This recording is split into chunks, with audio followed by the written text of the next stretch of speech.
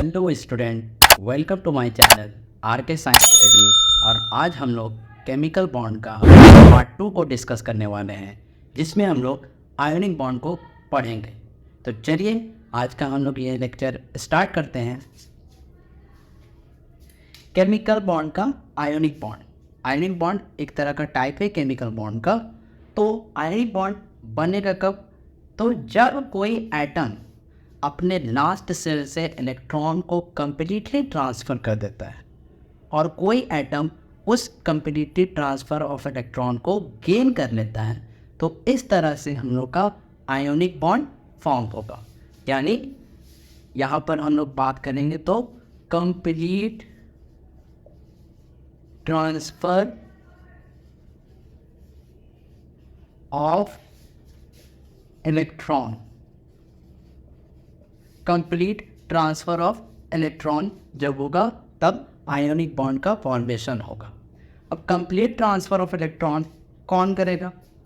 तो complete transfer of electron जब होगा तो आयोनिक बॉन्ड बनेगा। इसलिए एक और बात याद रखना है कि कंप्लीट ट्रांसफ़र ऑफ इलेक्ट्रॉन में एक मेटल और एक नॉन मेटल होना ज़रूरी है, तभी बनेगा आयोनिक बॉन्ड। एक मेटल और एक नॉन मेटल होगा तब बनेगा आयोनिक बॉन्ड। ठीक है। इसके अलावा अगर कोई atom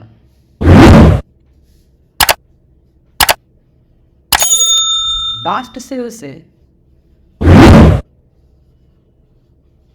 electron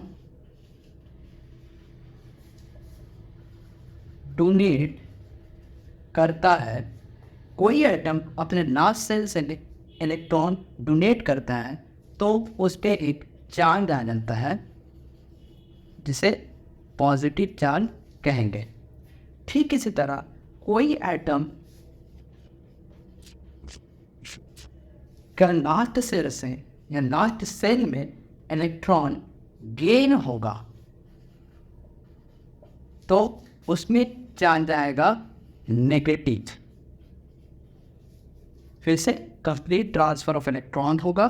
complete transfer of electron यानी आयोनिक बॉन्ड बनने के लिए एक मेटल और एक नॉन मेटल का होना ज़रूरी है। इसके अलावा एटम का लास्ट सेल में से अगर इलेक्ट्रॉन डोनेट होता है तो उस पर आ जाता है पॉजिटिव चार्ज। एटम के लास्ट सेल सी में अगर इलेक्ट्रॉन गेन होगा तो उसमें आ जाएगा नेगेटिव चार्ज। अब ये जो पॉजिटिव चार्ज आता है ना, इसको बोलते हैं हम लोग कैटायोन। और अगर जब नेगेटिव चार्ज आता है ना, इसको बोलते हैं हम लोग एनायोन। ये कैटायोन और एनायोन ये दोनों मिलके बनाएगा आयोनिक बॉन्ड। क्योंकि हम लोग को एक वर्ड याद रखना है यहाँ पर आयोनिक बॉन्ड में, आयोन। तो आयोनिक बॉन्ड में आयोन बनेगा। कैसा आयन बनेगा? एक बनेगा कैटायोन्स और एक बनेगा एनायन। कैटायोन और एनायोन के मदद से जो बॉन्ड बनते हैं उन्हें ही आयोनिक बॉन्ड कहते हैं। समझ में आया बात? एक और बात आप लोग यहाँ पर याद रखिएगा कि जब एटम कोई एटम इलेक्ट्रॉन जितना भी डोनेट करेगा या कोई भी एटम इलेक्ट्रॉन जितना भी गेन करेगा उसे ही कहते हैं उस एटम का electrovalency.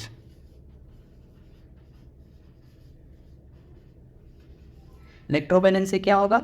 The number of electron gain or donate is called electrovalency. The number of electrons gain or donate is called electrovalency. मिसाल के तौर पर अगर कोई एटम अपने लास्ट सेल में से एक इलेक्ट्रॉन को डोनेट करता है तो वो एक उसका इलेक्ट्रोवैलेंसी कहलाएगा। कोई एटम अपने लास्ट सेल में एक इलेक्ट्रॉन लेता है तो उसका कहलाएगा वो इलेक्ट्रोवैलेंसी एक। ठीक है। इसी तरह अगर 2 होगा तो 2 इलेक्ट्रोवैलेंसी, 3 होगा तो 3 इलेक्ट्रोवैलेंसी, इस टाइप। ठीक है। अब हम लोग बात करते हैं ये जो एनायोन कैटायोन के जरिए आयोनिक बॉन्ड बन रहा है, तो एनायोन में कैसा चार्ज है? Negative charge. कैटायोन में कैसा चार्ज है? Positive charge. यानी निगेटिव पॉजिटिव एक दूसरे को अट्रैक्ट करेगा और वही फोर्स ऑफ अट्रैक्शन को हम लोग क्या बोलते हैं? केमिकल बॉन्ड और केमिकल बॉन्ड का जो पहला पार्ट है वो होता है आयोनिक बॉन्ड। आयोनिक बॉन्ड मतलब इलेक्ट्रॉन का ट्रांसफ़र। इलेक्ट्रॉन जब ट्रांसफ़र होगा, चाहे वो गेन करें या लॉस करें, उस पर कोई ना कोई चार्ज आएगा।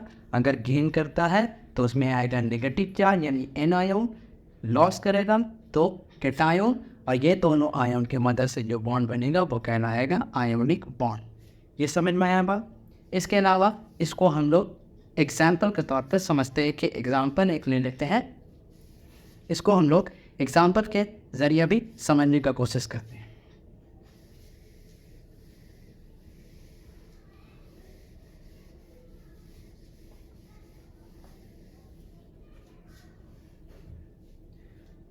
अब हम लोग एग्जाम्पल लेते हैं सोडियम क्लोराइड NaCl। ये आपके प्रीवियस ईयर के क्वेश्चन में भी आया हुआ है, इसलिए ये इम्पोर्टेंट हो जाता है। ठीक है, तो NaCl का फॉर्मेशन कैसे होगा, इसमें बात करते हैं।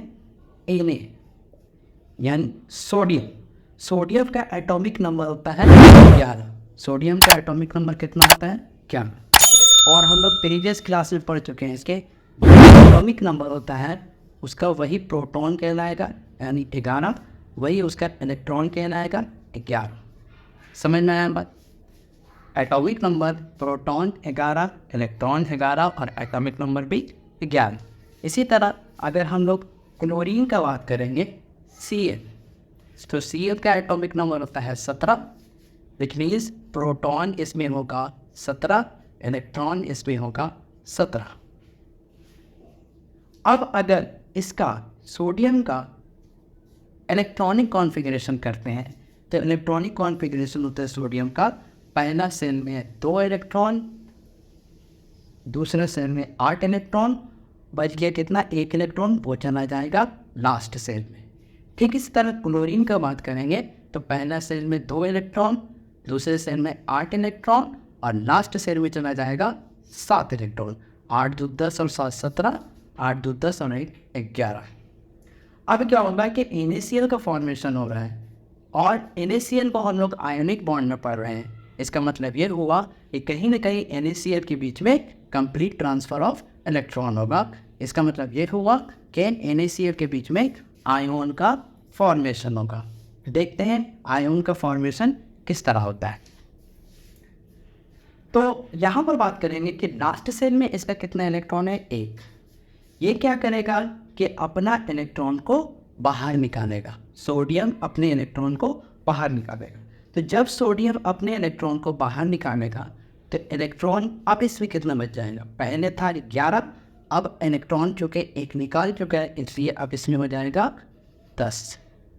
क्लियर?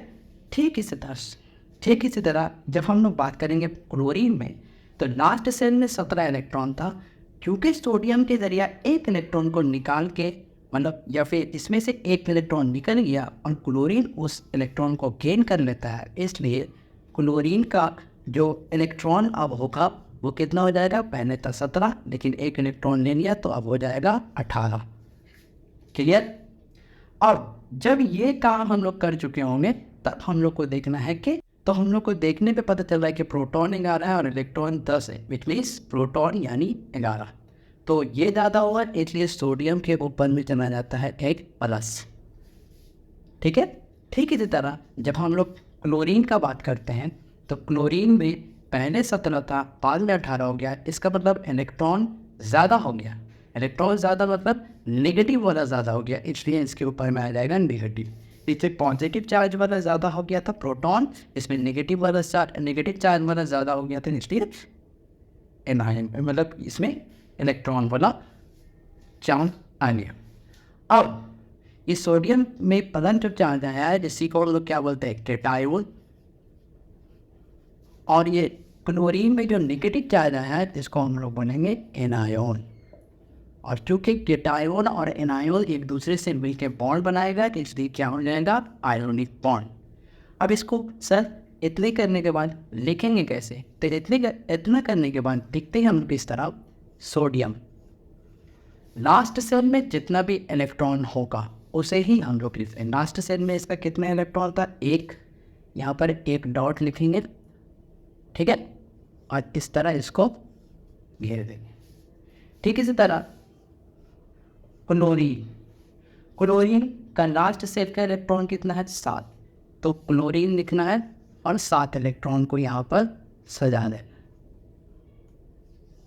ठीक है, ऐसे करने के बाद एक एरो देंगे और अब लिखेंगे सोडियम, क्योंकि इलेक्ट्रॉन निकलकर इस पे चला जाएगा, इसलिए इस पे कहना है, इस पे आ जाएगा क्या? पॉजिटिव चार्ज, यानी कैटायन। और क्लोरीन लास्ट सेल में इसका एक भी इलेक्ट्रॉन अभी नहीं बचा, क्योंकि एक इलेक्ट्रॉन दे दिया, इसलिए इसको ऐसे ही छोड़ दिया। लेकिन लास्ट सेल में इसका कितना इलेक्ट्रॉन हो जाएगा? एक तो इसका 7 इलेक्ट्रॉन खुद का था और 1 इलेक्ट्रॉन इसका लेने के बाद इसका हो गया 8 इलेक्ट्रॉन, और यहाँ पर आ जाएगा नेगेटिव। समझ में आया बात? और इसको फाइनली हम लोग इस तरह लिख देंगे NaCl। ये होगा सोडियम क्लोराइड का फॉर्मेशन। किसके वजह से हो रहा है? आयोन के वजह से। आयोन क्यों बन रहा है? क्योंकि कंप्लीट ट्रांसफर ऑफ इलेक्ट्रॉन हो रहा है, इसलिए इसको बोलेंगे हम लोग क्या? Ionic bond. ये कहलाता है आयोनिक बॉन्ड। इसके अलावा अगर दूसरा एग्जाम्पल हम लोग ने यहाँ पर हम लोग बना के दिखाते हैं मैं आपको। ओके, दूसरा एग्जाम्पल लेते हैं हम लोग लिथियम हाइड्राइड का। तो लिथियम का एटॉमिक नंबर 3, हाइड्रोजन का एटॉमिक नंबर कितना होगा? 8। अगर लिथियम का एटॉमिक नंबर 3 है, इसका मतलब ये हुआ कि इसमें प्रोटॉन 3, इलेक्ट्रॉन 3। यहाँ पर हाइड्रोजन को देखेंगे तो प्रोटॉन 1, इलेक्ट्रॉन 1। जब इसका कॉन्फ़िगरेशन करते हैं तो पहला सेल में 2 इलेक्ट्रॉन, दूसरे सेल में 1 इलेक्ट्रॉन।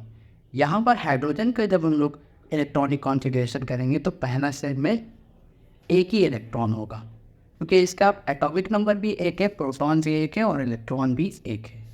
अब चूँकि ये अपने में से 1 इलेक्ट्रॉन निकाल देगा, इसलिए लिथियम के ऊपर में आ जाएगा प्लस, और हाइड्रोजन वो इलेक्ट्रॉन को ले देगा, इसलिए हाइड्रोजन के ऊपर में आ जाएगा माइनस। कैटायन बन गया, एनायन बन गया। ये दोनों के फॉर्मेशन जो बने, ये दोनों को कंबाइन करके अगर जो बनेगा बॉन्ड वो कहलाएगा आयोनिक बॉन्ड्स। तो फिर इसको लिख देंगे इस तरह, लिथियम ब्रैकेट के अंदर और एक डॉट, लास्ट सेल का इलेक्ट्रॉन को लेना है, प्लस हाइड्रोजन, इसका भी लास्ट सेल का इलेक्ट्रॉन को लेना। एरो एक देंगे और लिखेंगे लिथियम इसी तरह आपके प्लस करके हाइड्रोजन को एक डॉट और एक क्रॉस के जरिए आप दिखा देंगे। ये क्रॉस के जरिए दिखाने का मतलब ये हुआ कि एक दूसरे एटम का इलेक्ट्रॉन इसमें आ गया। क्योंकि इसमें से 1 इलेक्ट्रॉन चल गया, इसलिए इसमें एक पॉजिटिव, इसमें 1 इलेक्ट्रॉन आ गया, इसलिए इसमें एक नेगेटिव। और फाइनली ये क्या बनेगा? Lithium hydride. समझ में आया? तो ये ऐसे बनता है हाइड्रोजन बॉन्ड्स। उम्मीद करता हूँ कि आपको समझ में आया होगा। अगर किसी भी तरह का डाउट है तो प्लीज़ कमेंट, मैं उसका जवाब देने का पूरा कोशिश करूँगा। Thank you so much.